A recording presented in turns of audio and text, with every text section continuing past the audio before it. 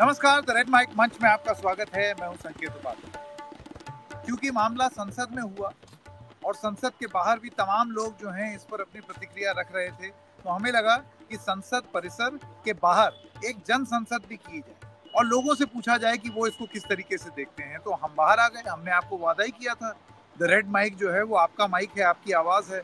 वो प्रस्तुति अभी थोड़ी देर में आप तक आएगी, लेकिन उससे पहले जरा आपको ये बता दें कि कल जब ये प्रकरण हुआ, ये हुआ क्योंकि जो लोग अंदर आए थे संसद में, उनको जो परमिशन दी थी आने की, वो भारतीय जनता पार्टी के एक सांसद थे जिनका नाम था प्रताप सिम्हा।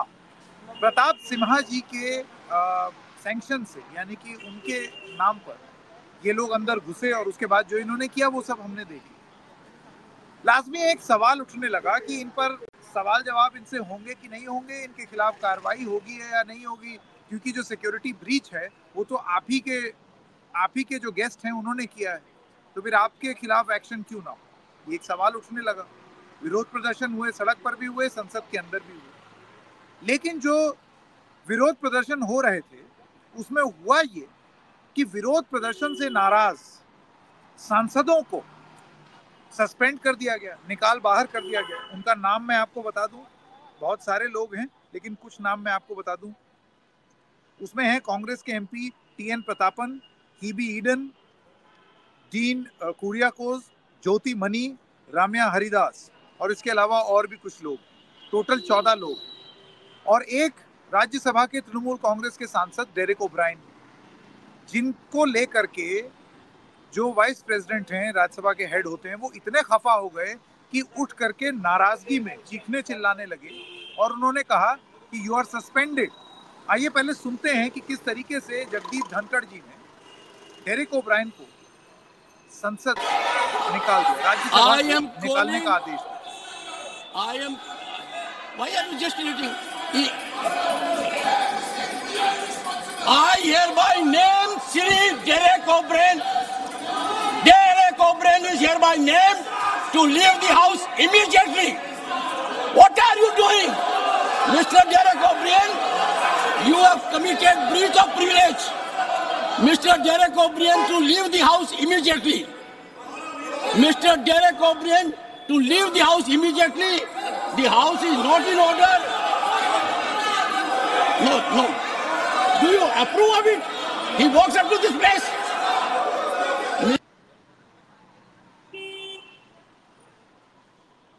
तो जैसे कि आपने यहाँ पर सुना, ये थे Jagdeep Dhankhar, vice president, chair हैं राज्यसभा के। इन्होंने डेरेक ओब्रायन को पूरे संसद सत्र के लिए बाहर निकाल दिया। लेकिन इस बीच एक सवाल ये पूछा जा रहा है और वही एक बहस का मुद्दा भी बन गया है कि जिसने इन लोगों को एंट्री दी संसद में आ करके कूद जाना और कैनिस्टर खोल देना और धुआं उड़ा देना, ये कोई भी हो सकते थे। आज उन्होंने धुआं उड़ाया, लेकिन कल को वो बम भी हो सकता था, जहरीली गैस भी हो सकती थी। तो ये जिन लोगों ने इनको इजाजत दी, यानी कि जिनके पास पर ये लोग अंदर आए, वो तो अभी भी संसद में बने हुए हैं और जिन्होंने इसको लेकर के आवाज उठाई, उनको आपने संसद से निकाल बाहर कर दिया। ये कहाँ का न्याय? यही एक बहस का मुद्दा अब बन गया है कि संसद में सुरक्षा की चूक को लेकर के सांसदों में अब घमासान चालू हो गया। आइए अपनी बहस शुरू करते हैं और मैं यहाँ पर स्वागत करना चाहता हूँ हमारे कुछ मेहमानों का। धीरे धीरे करके और मेहमान भी जुड़ेंगे। सबसे पहले मयूर शेखर झा, कांग्रेस लीडर हैं, हमारे साथ जुड़ गए हैं। अश्विनी शाही, भारतीय जनता पार्टी के नेता हैं। सुमित्रा गोयनका, आप एक राजनीतिक विश्लेषक हैं, आपका बहुत बहुत स्वागत। आपसे कुछ ही देर में स्वयं पुरोहित, तृणमूल कांग्रेस के प्रवक्ता, वो भी हमारे साथ जुड़ जाएंगे। सबसे पहले ये सवाल मैं मयूर शेखर झा जी से पूछना चाहता हूँ। मयूर जी, सरकार का ये मानना है और जो संसद चला रहे हैं उनका ये मानना है कि अगर आपको कुछ किसी चीज को लेकर के अगर विरोध करना है तो वो एक शालीनता से हो, इस तरीके से ना हो कि आप हाउस को चलने ना दें। इस वजह से ये सस्पेंशन हुए। सस्पेंशन पहले भी हो चुके हैं, इस पर आपकी प्रतिक्रिया क्या? संकेत, पहले इस परिस्थिति को एक हाइपोथेटिकल सिचुएशन में जाते हैं। एक बार को आप अज्यूम कीजिए कि राहुल गांधी की अनुशंसा पे याजुद्दीन नाम का एक लड़का जो है वो संसद की प्रीमाइसेस में घुसता है और ये सारा हल्ला हंगामा होता है। इस परिस्थिति में मीडिया का क्या रुख होता, और इस परिस्थिति में किस तरह की चर्चा निकल कर आती, और इस परिस्थिति में क्या डिस्कोर्स बनता, और इस परिस्थिति में कौन सस्पेंड होता पार्लियामेंट से। एक बार इस थोड़ा सा बैकफुट पर जाकर हम एक ये हाइपोथेटिकल परिस्थिति के विषय में सोचकर देखते हैं। उसके बाद कितना बड़ा मसला है, पार्लियामेंट जो देश में संविधान का मंदिर है, डेमोक्रेसी का मंदिर है, पार्लियामेंट के प्रेमाइसिस में युवा ऐसे घुस जाते हैं। भाजपा के एक सांसद की अनुशंसा से वो पार्लियामेंट के प्रेमाइसिस में घुसे थे। आज आप सोचिए कि डिस्कोर्स का क्या स्थिति हो गया कि आप प्रधानमंत्री तो छोड़ दीजिए, भाजपा के एक सांसद से भी, भाजपा का एक सांसद भी जो है वो सवाल के दायरे से बाहर है। जिस सांसद की अनुशंसा पर लोग पार्लियामेंट की प्रेमाइसिस में घुसे, उस दिन घुसे जहां आज से 22 साल पहले एक बहुत ही खतरनाक हादसा हो चुका है। वो एक सिंबॉलिक दिन वो लोग चुनकर आते हैं। क्या उनकी मंशा थी, क्या हो सकता था। और ध्यान रखिए कि वो एक हथियार लेकर अंदर घुसे थे। चलिए वो जानलेवा हथियार नहीं था, पर वो जानलेवा हथियार भी हो सकता था, परिणाम कुछ और भी हो सकता था। पर इस सब विषय पर आप चर्चा नहीं करना चाहते हैं।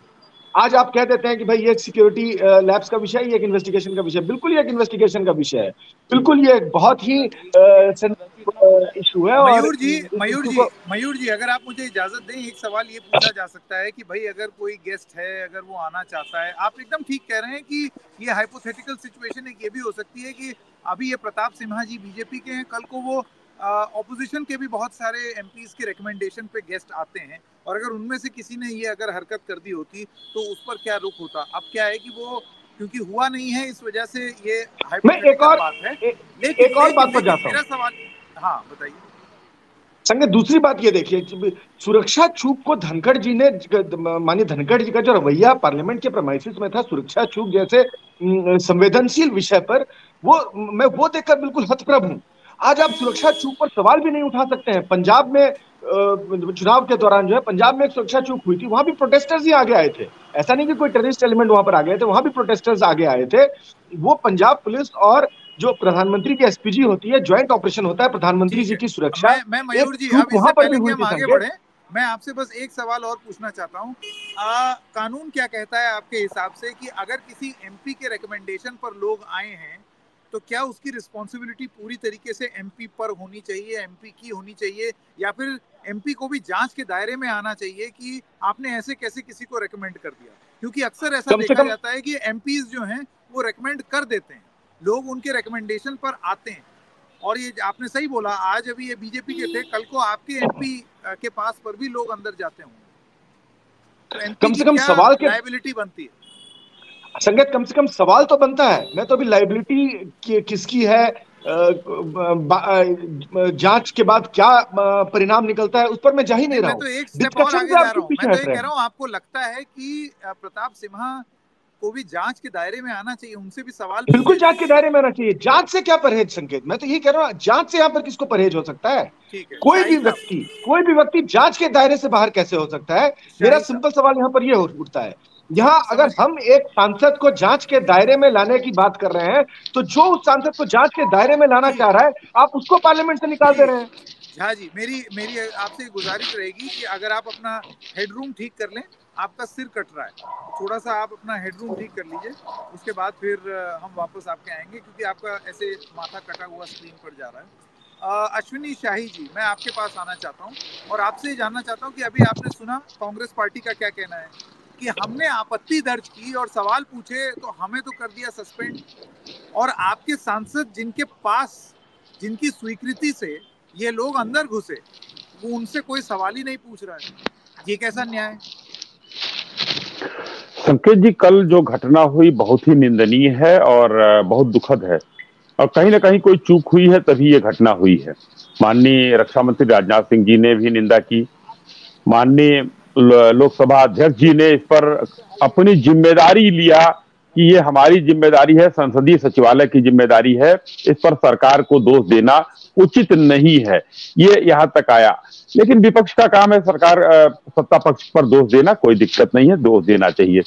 लेकिन एक सदन जब ऑर्डर में चल रहा है तो डेरेक ओब्रायन जी, संकेत जी कुछ कहा आपने? डेरेक ओब्रायन का है, दोष हाइबी ईडन का है। कोई बोलेगा, मयूर जी प्लीज मेरी आपसे गुजारिश है, देखिए टीवी चैनल जैसा नहीं बनना है, इस वजह से ये नया मंच आया है। आपको पूरा मौका दूंगा, पूरा मौका। अभी अश्विनी शाही जी बोले एक एक करके, ताकि दर्शकों को बात समझ में आए। बिल्कुल शाही साहब प्लीज कंटिन्यू। जी संकेत जी, डेरेक ओब्रायन जी जिस तरीके से चिल्ला रहे थे, जिस तरीके से व्यवहार कर रहे थे, अगले का अभी जैसे मान लीजिए मयूर जी ने जो अब रिएक्शन दिया, इस पर मेरा, अगर आप बीच में इंटरवीन न करते, मेरा रिएक्शन होता तो एक चीज चिल्लाहट बढ़ जाती। एकदम समझ लीजिए कि वहां पर वही हुआ। माननीय सभापति जी ने जिस तरीके से उनको कहा, वो मान नहीं रहे थे, तो एक संसदीय परंपरा का निर्वहन करते उन्होंने सस्पेंड कर दिया। इसमें कोई ऐसी चीज नहीं है कि पहले सांसद जो है सस्पेंड नहीं हुए हैं और नहीं हुए हैं। दूसरी बात, अब मैं आता हूं इस मुद्दे पर जो मयूर जी ने कहा, हाइपोथेटिकल क्वेश्चन की राहुल गांधी जी के उस पर हुआ होता तो क्या होता। मैं शेखर भाई आपको बताना चाहता हूं, ऐसी घटनाएं 2 बार और हो चुकी हैं। 5 मई 1994 दिन में 11:20 पर सदन में एक व्यक्ति कूदता है, प्रेमपाल सम्राट कूद जाता है दर्शक दीर्घा से और नारे लगाता है।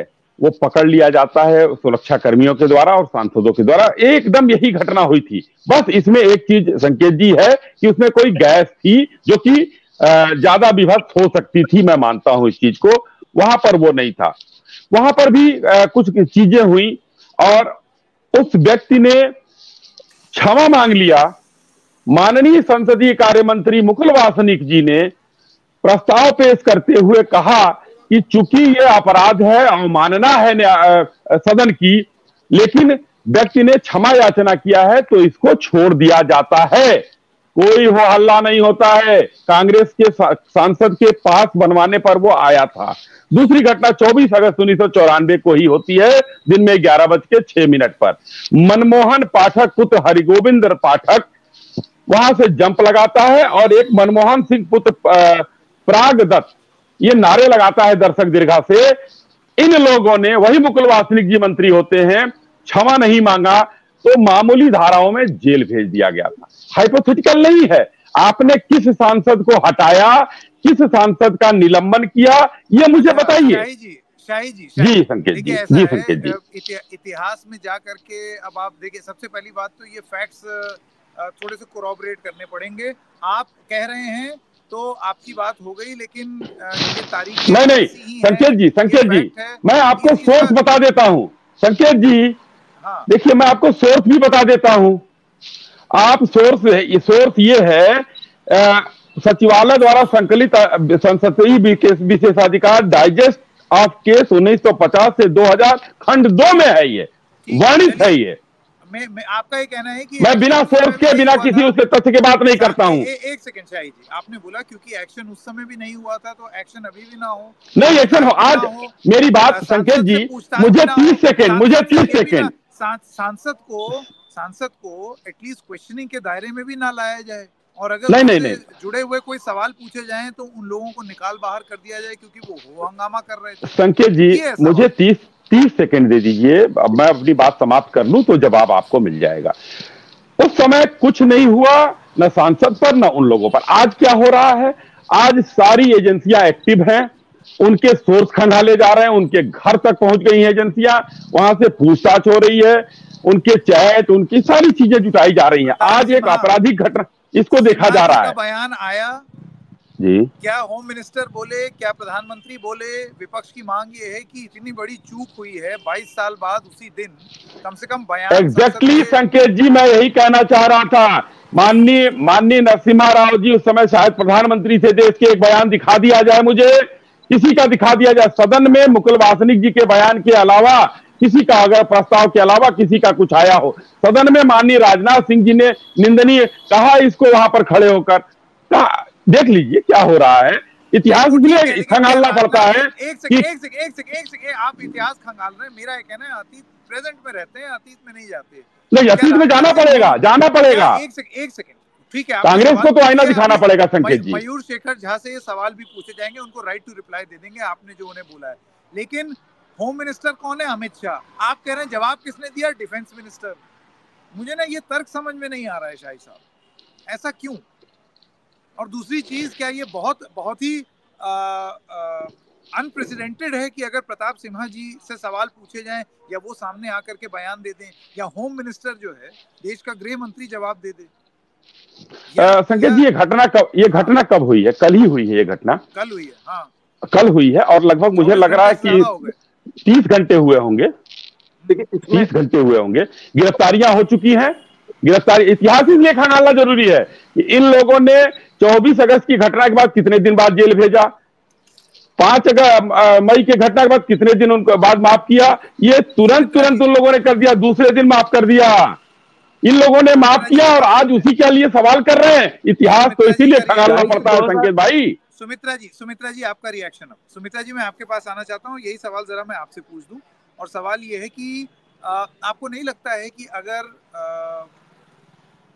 बजाय इसके कि ये अभी एक इंस्टेंट कंपैरिजन हो गया, कंपैरिजन ये हुआ कि जो सवाल उठाएगा उसको सस्पेंड कर दिया जाएगा, सवाल पूछने के तरीके पर आप सवाल कर सकते हैं, लेकिन आपको नहीं लगता है एक संदेश ये जा रहा है कि हम तो सवाल का जवाब नहीं देंगे, लेकिन कोई अगर पूछेगा तो उसको सस्पेंड कर देंगे on grounds of discipline? Security breach एक बहुत बड़ा मुद्दा है। प्रताप सिन्हा जी को उनकी तरफ से स्टेटमेंट आना चाहिए, संसद में ही बोल देते। सुमित्रा जी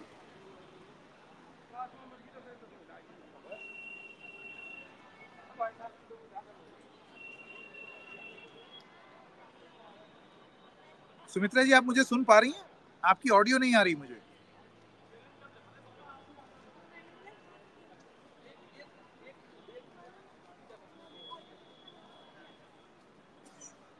सुमित्रा जी अगर आप कुछ बोलें, क्योंकि मुझे आपकी ऑडियो नहीं आ रही, एक बार आप कुछ बोलें।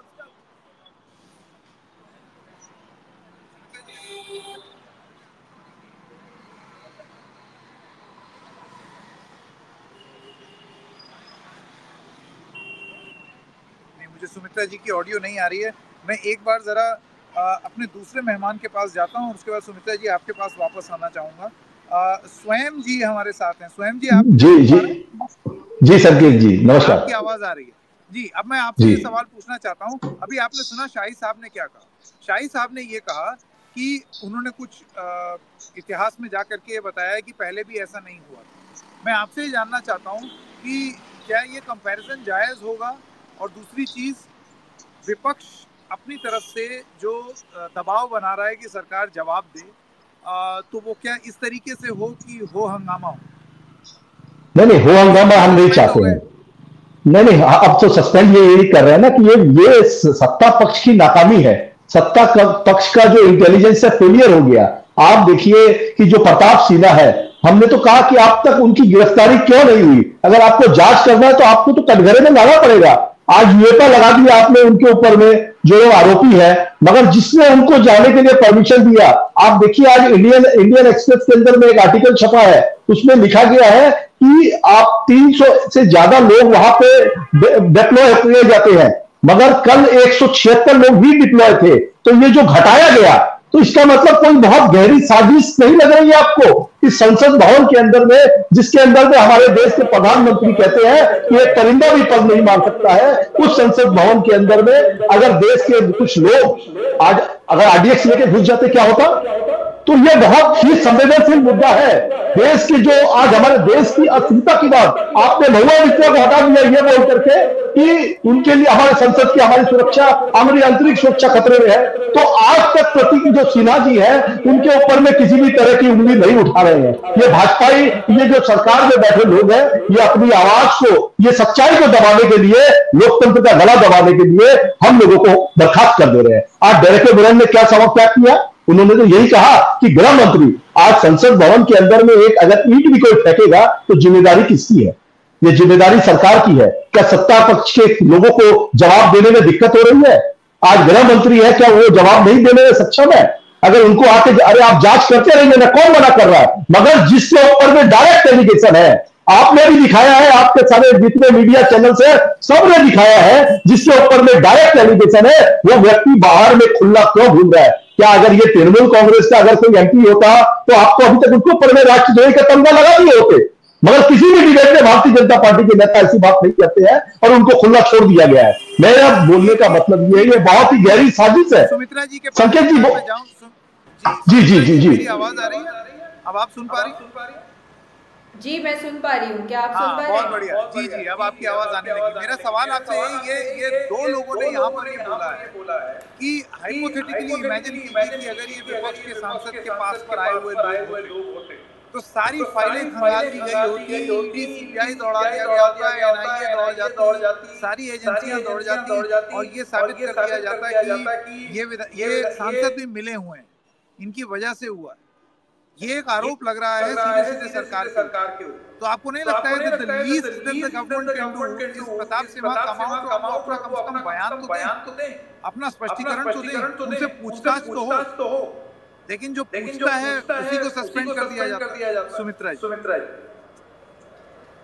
जी देखिए, इस घटना को ना हमें दो पहलू से देखना पड़ेगा। एक सिचुएशन है जो कि एक इंटेलिजेंस फेलियर हो या आप उसको सिक्योरिटी ब्रीच मान सकते हैं, और ये सिक्योरिटी ब्रीच जो है ये दो जगह पे हुआ है। मुझे लगता है एक तो दिल्ली मेट्रो में भी हुआ है, क्योंकि ये जो लोग हैं ये जो भी डिवाइस लेके आए हैं ये दिल्ली मेट्रो में आए हैं एज पर रिपोर्ट्स, तो वहाँ पे भी हुआ है, और दूसरा ये संसद में हुआ है। तो इसको एक तरीके से इसका इन्वेस्टिगेशन होना चाहिए कि चूक कहाँ हुई है। अगर आप मतलब हम सभी जानते हैं कि संसद, फिर राष्ट्रपति भवन और ऐसे जो इम्पोर्टेंट जगह है वहाँ पे पूरे देश से लोग आते हैं, और उनको एमपीज हो या फिर ऑफिसर्स हो या फिर ऑनलाइन प्रोसेस से भी एंट्री मिलती है इन जगहों में। तो मुझे नहीं लगता कि इसमें दोष किसी एक एमपी का है कि उन्होंने इस बंदे को पास क्यों दिया, या ये दो लोग उनके पास में किसी के भी पास से जरिए आ सकते हैं। मैं आपको बताता हूँ ये क्यों जरूरी हो जाता है सुमित्रा जी। क्योंकि एक एमपी अगर इसी तरीके से बहुत कैजुअल रहेगा पास देने में, तो एक कंपैरिजन ये भी किया जा रहा है फिर ये तो सिक्योरिटी ब्रीच है। ये तो बिल्कुल एक चीज आप बताइए, किसी और को जिम्मेदारी दे दी कि आप देख लीजिए जिसको भी आप एंट्री कराना चाहते। देखिए ये जो एंट्री हो रही है ना, उसमें मुझे नहीं लगता कि किसी भी तरह का पुलिस वेरिफिकेशन या कोई चीज़ हो रही है किसी भी एमपी के द्वारा। जैसे मैंने राष्ट्रपति भवन का ऑनलाइन टिकट बुक करके मैं अंदर गई हूँ, तो मेरा कोई पुलिस वेरिफिकेशन नहीं हुआ है। मेरे को अपना आधार देना पड़ा, और सभी लोग जो जा रहे थे उनका आधार देना पड़ता है। इसमें कोई पुलिस वेरिफिकेशन या और चीजें नहीं होती है। सुमित्रा जी, एक तो हो जाएगा कि प्रताप सिन्हा जी की इनोसेंस की उन्हें शायद पता नहीं था, और दूसरी चीज ये है कि जिस तरीके से ये एक स्ट्रेटजी के तहत, एक रणनीति के तहत और बहुत कई महीने तक की प्लानिंग हुई दिखती है। आप ऐसे ही नहीं घुस जाते हैं, और आप सोचिए इतने सारे लोग हैं इतने सुनियोजित तरीके से आए, और उसके बाद एमपी के पास यहाँ देखिए यहाँ पे ये जो है ये मैटर ऑफ इन्वेस्टिगेशन है, इम्पोर्टेंट बनता है। ये मैटर ऑफ इन्वेस्टिगेशन है, और मुझे लगता है कि जो एमपी है उन्हें ज़रूर जवाब देना चाहिए, लेकिन कब देना चाहिए ये मुझे नहीं पता, क्योंकि शायद इन्वेस्टिगेटिंग एजेंसीज भी उनसे अभी बात कर रही है, तो विषय गंभीर है। तो इस वक्त उन्होंने ये सब कुछ बताना चाहिए कि नहीं, मुझे पता नहीं है, क्योंकि ज़रूर जो सुरक्षा एजेंसीज है वो एमपी से बात कर रही है। वो बोले ये सबको। देखिए जांच तो होनी चाहिए, और ये एमपी के जरिए वो गए हैं। अब सारे एमपीज देते हैं, ऐसा नहीं है कि सिर्फ प्रताप सिन्हा जी ने दिया है, राहुल गांधी जी भी देते होंगे, सोनिया गांधी जी भी देती होंगी, सभी लोग देते होंगे। अगर कोई पार्टी के दो लोग कहीं अंदर जाके, या कोई ऐसे जो दो बच्चे हैं, युवा है, वो अंदर जाके ऐसे कोई हंगामा करते हैं, एमपी तो नहीं सोच सकता कि उनके पास से पास लेके कोई ये सब कर सकता है। बेनिफिट ऑफ डाउट तो है। अब आते हैं हम दूसरे विषय पे कि प्रताप सिन्हा जी ने बोलना चाहिए कि नहीं बोलना चाहिए। तो मुझे लगता है जरूर प्रताप सिन्हा जी को बोलना चाहिए, लेकिन एट द सेम टाइम हम आज नहीं बोल सकते। उसका तरीका है। देखिए मैंने इसीलिए बोला कि ये दो विषय है। एक तो है कि जो सिक्योरिटी ब्रीच है उस पर जरूर सरकार से सवाल पूछने चाहिए, सुरक्षा कर्मियों से सवाल पूछने चाहिए, और जो भी दोषी है वो उनको सजा मिलनी चाहिए और जो भी लूपहोल्स है उस पर सरकार ने जवाब देना चाहिए। ये बात में मैं एग्री करती हूँ। और ऑपोजिशन का ये काम है कि कहीं पे भी अगर सुरक्षा ब्रीच हुआ हो, वो पार्लियामेंट में हो या कहीं और भी हो, तो उन्होंने सवाल करने चाहिए। लेकिन मेरा एक ही इसमें सेकंड पॉइंट है कि तरीका गलत है। आप हुलीगन खुद नहीं बन सकते हो पार्लियामेंट में जाके और पूरे पार्लियामेंट को धरे पे नहीं ले सकते हो इस तरीके से, जिस तरीके से इनका जो बर्ताव है पार्लियामेंटेरियन का। 2010 में यही भारतीय जनता पार्टी के नेता थे जो कि प्रोटेस्ट करने को एक फॉर्म ऑफ डेमोक्रेसी कहते थे। दोनों ही सदनों में अंदर एक तरीका होता है प्रोटेस्ट करने का, पार्लियामेंट के बाहर एक तरीका होता है। और मुझे लगता है पार्लियामेंटेरियंस को भी ये मालूम है। ये डेस्परेशन में जाके उन्होंने इस तरीके से काम नहीं करना चाहिए था। मुझे लगता है उन्होंने पार्लियामेंट की जो आचार संहिता है उसको मानना चाहिए था। तब प्रोटेस्ट करना डेमोक्रेटिक राइट, यही तो प्रोटेस्ट हर एक का डेमोक्रेटिक राइट है। देखिए, प्रोटेस्ट करना डेमोक्रेटिक राइट आज भी है, लेकिन जैसे मैं कहती हूँ कि शाहीन बाग आप रास्ते पे बैठ के प्रोटेस्ट नहीं कर सकते हो, आपको डेजिग्नेटेड एरिया में जाके प्रोटेस्ट करना चाहिए। संसद जो है वो स्थगित हो जाती तो नहीं चलता। बिल्कुल इसी तरीके की चीज बीजेपी भी करती थी यूपीए में। मैं ये तुलना कर रहा हूँ। बस मयूर शेखर जाके पास वापस आ। मयूर जी, आपने सुना शाही साहब को, अब आपका तो पहले तो थोड़ा सा आउट ऑफ कॉन्टेक्स्ट, आप प्रोटेस्ट कर सकते हो, प्रोटेस्ट करना आपका डेमोक्रेटिक राइट है, बस आप सड़कों पे प्रोटेस्ट मत करो, आप पार्लियामेंट में प्रोटेस्ट मत करो, आप सोशल मीडिया पे प्रोटेस्ट मत करो। बाकी आपको जहां प्रोटेस्ट करना है आप वहां प्रोटेस्ट कर सकते हो, ये आपका डेमोक्रेटिक राइट है। सुमित्रा जी ने 2009 से 2014 कि छाता आपका बहुत लंबा चलेगा, बस धूप और पानी से बचा के रखना। बस 2009 से 2014 के पार्लियामेंट के दृश्य सुमित्रा जी ने नहीं देखे हैं। वेल में जिस तरह से भाजपा के सांसद बात पे आ जाते हैं, खैर मैं उस डिबेट में भी नहीं जाता हूँ। 1994 की बात चूंकि मैं फर्स्ट हैंड नहीं जानता था, शाही जी ने 1994 की बात रखी तो मैंने सीधे मुकुल जी से ही पूछा था 1900 मसले पर क्या हुआ था। 1994 में दोनों ही इंसिडेंट्स में क्या हुआ था, मई के इंसिडेंट में भी और अगस्त के इंसिडेंट में भी क्या हुआ था कि वाकया के तुरंत बाद इमीडिएटली पार्लियामेंट जो है वो सस्पेंड हुई थी और ऑल पार्टी मीटिंग कन्वीन की गई थी और सभी पार्टी के नुमाइंदे बैठकर एक कंसेंसस फैसले पर पहुंचे थे, जिसके कारण कोई हल्ला हंगामा नहीं हुआ था और इमीडिएट बेसिस पे सर्वसम्मति से निर्णय लिया गया था। दोनों प्रस्तावों को सर्वसम्मति से पारित किया गया था सारे पार्टी से। अब यही अब आप संकेत यही अब ये समझिए, इतना सा काम करने में किस बात का ईगो आ रहा है? अब आखिर डेरेक ओब्रायन क्या मांग रहे थे या आखिर हमारे सांसद क्या कह रहे थे? इतना सा काम कि सभी सांसदों को साथ बिठाकर, नहीं सब बात यही है ना कि आप सभी पार्टी के सांसदों को, सभी पार्टी के नुमाइंदों को साथ बिठाकर एक ट्रांसपेरेंट तरीके से बताइए कि क्या आपका कोर्स ऑफ एक्शन है। आखिर प्रताप सिन्हा आके अपने आप को डिफेंड ही कर लेंगे। देखिए, एक इशू यहाँ पर ये नहीं है कि एमपीज की तरफ से रिकमेंडेशन जाते हैं और लोग उन रिकमेंडेशन पे आते हैं। जो आमतौर पे जो ऐसा कोई रूल नहीं है, पर आमतौर पे जो एक एस्टैब्लिश्ड नॉर्म होता है कि सांसद अपने कॉन्स्टिट्यूएंसी के लोगों को पार्लियामेंट लाते हैं, उनको पार्लियामेंट घुमाने के लिए लाते हैं और इस तरह उनका अपना अट्रैक्शन अपनी कॉन्स्टिट्यूएंसी में बनता है। जितने भी बच्चे उनके पास लेकर अभी पार्लियामेंट प्रीमाइसेस में आए थे, उनमें से कोई भी बच्चा उनकी कॉन्स्टिट्यूएंसी का नहीं था। किसी न किसी के रिकमेंडेशन पे कोई कहीं से उनके पास आया होगा।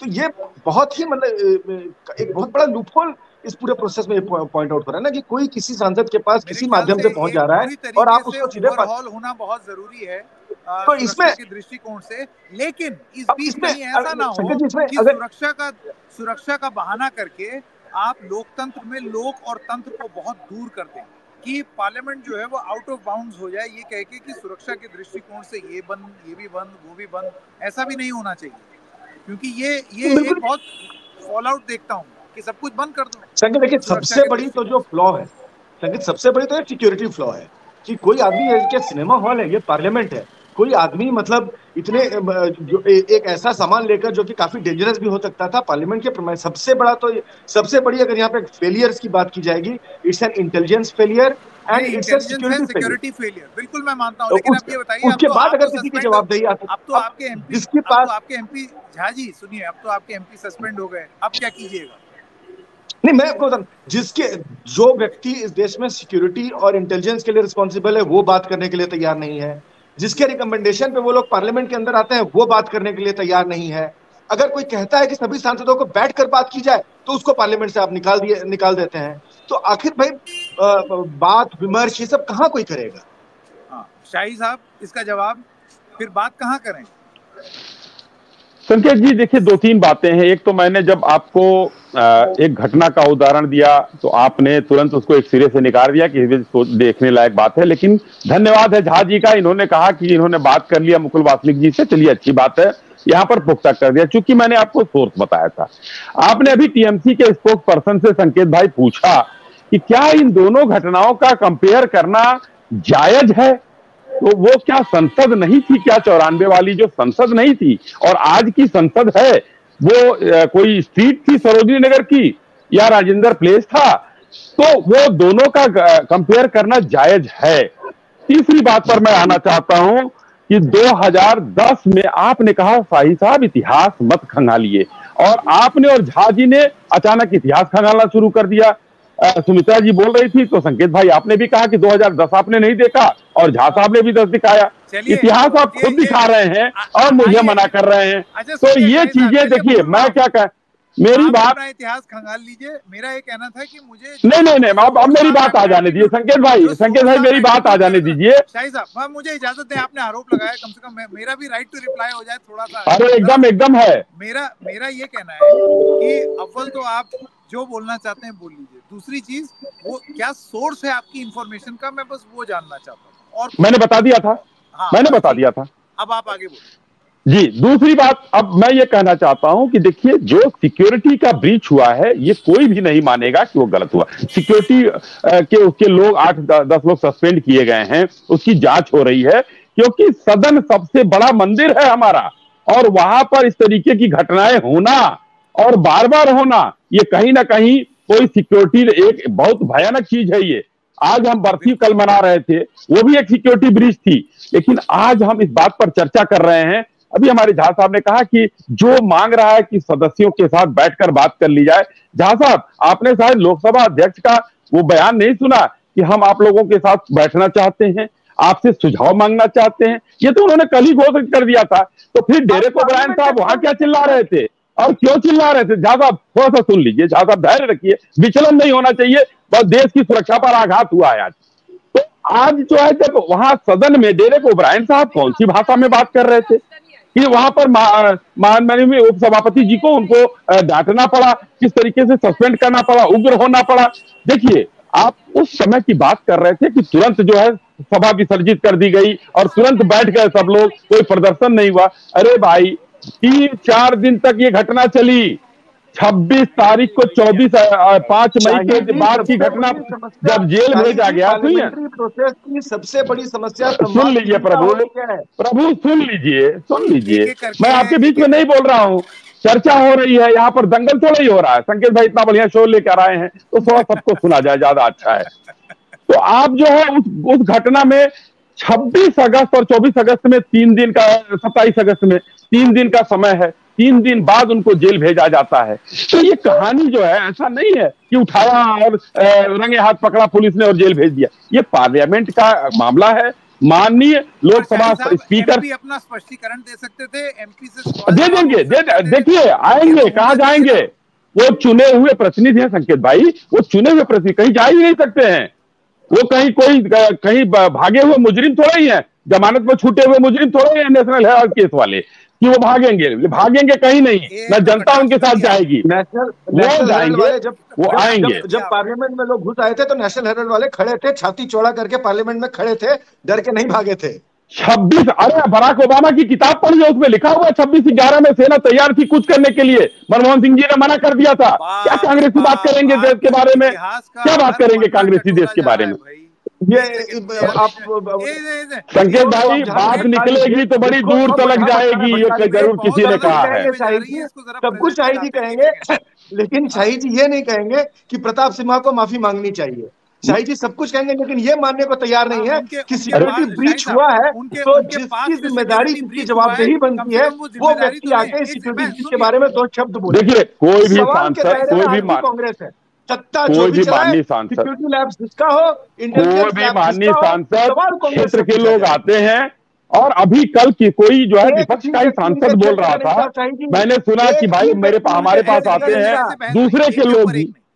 शाही जी एक व्यक्ति इनके क्षेत्र का नहीं था।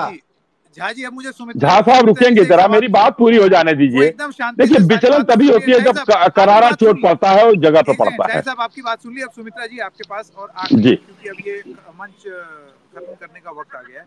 सुमित्रा जी, आपको लगता है कि प्रताप सिम्हा को बाहर आकर के कम से कम ये तो एक्सेप्ट करना चाहिए कि हाँ, मेरे सिस्टम से, मेरे पीए से, मेरी सिक्योरिटी से चूक हो गई, मुझे नहीं मालूम था, मुझे क्रेडेंशियल्स चेक करने चाहिए थे, आज आइंदा से करूंगा, मुझसे चूक हो गई। ऐसी स्थिति ना हो कि छवि इस तरीके की प्रस्तुत हो कि अगर सवाल पूछोगे, ये वाला सवाल भी पूछोगे तो सस्पेंड कर दिए जाओगे। सुमित्रा जी। संकेत जी, मुझे लगता है कि एमपीज जो है वो अपने ऑफिस के जरिए ऐसे लेटर्स देते हैं रिकमेंडेशन के, और काफी लोग विजिट करते हैं पार्लियामेंट। तो अब मुझे पता नहीं कि ये जो लोग गए हैं इनका कोई पिछला क्रिमिनल बैकग्राउंड है या कोई ऐसी चीज है जो देखने से चूक हो गई। जैसे मैंने आपको बताया कि पार्लियामेंट में या राष्ट्रपति भवन में अगर आपको जाना है तो सिर्फ आधार कार्ड देना पड़ता है। मुझे पता नहीं है कि पीछे कोई इतने सारे लोगों का कोई बैकग्राउंड चेक या रेफरेंस चेक होता है या नहीं है, क्योंकि अगर आपको याद होगा तो हमारे पूर्व राष्ट्रपति जो थे कोविंद जी, उन्होंने कहा था ये डेमोक्रेसी का टेम्पल है, अब देशवासियों को इसमें आना चाहिए। मुझे नहीं लगता है कि ऐसे कोई एमपी जब रिकमेंडेशन दे रहे हैं तो इनका कोई क्रिमिनल बैकग्राउंड चेक हो रहा है। और ये बच्चे हो सकते हैं कि वो बेरोजगार है, जैसे उन्होंने कहा कि भगत सिंह से इंस्पायर होके वो आए हैं और उन्होंने कोई आंदोलन वृत्ति से अंदर आए हैं। तो पता नहीं है कि ये टेररिस्ट तो नहीं है, मतलब पिछला कोई ऐसा रिकॉर्ड तो नहीं है। अगर किसी आंदोलन में भी ये शरीक हुए, दैट डजंट अब मीन तो यूएपीए का केस लग गया, अब तो जांच होगी, और उन्होंने फ्रैंकली जरूर बहुत खराब कर लिया है अपने साथ ये सब करके। लेकिन मुझे लगता है कि प्रताप सिम्हा जी को आना चाहिए, लेकिन आज ही आना चाहिए ऐसा मैं नहीं कहूंगी, क्योंकि क्या इसके सिक्योरिटी इम्प्लीकेशंस है और जांच जरूर हो रही है। नहीं, अपना स्पष्टीकरण देने में क्या सिक्योरिटी इम्प्लीकेशन सुमित्रा जी, अपनी बात रखने में क्या जांच सिक्योरिटी? जरूर चल रही होगी और उनके ऑफिस में भी जांच चल रही होगी। तो किस तरीके से क्या लिंक है, किस तरीके से इनके ऑफिस ने ये परमिशन दी है, ये सब तो इस बात की भी जानकारी मुझे नहीं लगता सार्वजनिक है कि उनके साथ जांच चल रही है या नहीं। देखिए, हमें थोड़ा सा धैर्य रखना चाहिए मुझे लगता है, क्योंकि अभी ये बहुत ही सेंसिटिव इश्यू है, पार्लियामेंट पे अटैक हुआ है, तो हमें भाग दौड़ करके कोई स्टेटमेंट्स नहीं देने चाहिए मुझे लगता है। और मुझे लगता है कुछ दिनों में या कुछ लेकिन आप भी मानती हैं कि जो सत्ता में जो दल है या जो केंद्र में सरकार है उससे सवाल पूछना अपराध नहीं, और सवाल पूछे जाएंगे क्योंकि आपकी तरीका है, लेकिन उसका एक तरीका है। आप सदन का अपमान नहीं कर सकते। अगर सांसद भी उसी तरीके से पेश आएंगे जिस तरीके से ये आंदोलन जीवी कर रहे थे, या जो अंदर आए थे टेररिस्ट बोलो या जो भी आप उनको नाम दे, देखिए ये नामकरण तो मैं नहीं करेंगे तो फिर चलिए वक्त खत्म हो चला है। सुमित्रा जी, मयूर शेखर झा और शाही साहब, आप सब लोगों का बहुत बहुत धन्यवाद, और टीएमसी के जो हमारे मेहमान थे उनका भी बहुत धन्यवाद हमारे साथ जुड़ने के लिए। अब ये खत्म करेंगे एक कार्यक्रम द रेड माइक मंच, लेकिन बने रहिएगा द रेड माइक पर, क्योंकि अब से कुछ ही देर में हमने जनता का मन टटोला। ये सारी चीजें देखिए जनता भी कंज्यूम कर रही है ना अपनी जन संसद में, क्योंकि संसद भवन तो एक है लेकिन जन संसद हर गली चौराहे में लगता है, हर पान की दुकान पर, हर चाय की दुकान पर, हर जगह लगता है, और वहां भी इसको कंज्यूम किया जा रहा है, इसके बारे में बातचीत हो रही है। तो जनता के दिल में क्या है ये रिपोर्ट हम आप तक लेकर के आएंगे, क्योंकि ये रेड माइक है, ये आपका माइक है, आपकी आवाज है। अब से थोड़ी देर में द रेड माइक के जो चैनल्स हैं वो देखते रहिएगा, क्योंकि हम आप तक ये प्रस्तुति भी लेकर के आएंगे। द रेड माइक मंच में आज इतना ही, फिर मिलेंगे किसी और मुद्दे के साथ, तब तक के लिए